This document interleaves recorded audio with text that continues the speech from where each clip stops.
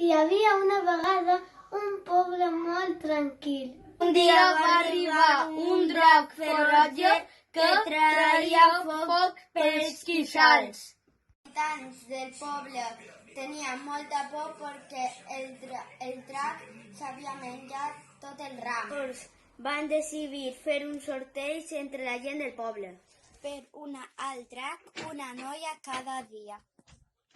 ¿Qué le va a tocar a la princesa? El rei i la reina estaven molt tristos.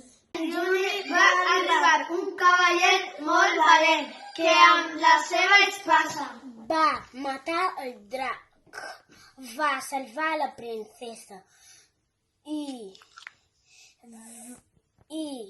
a tot el poble i sabeu que del drac en va néixer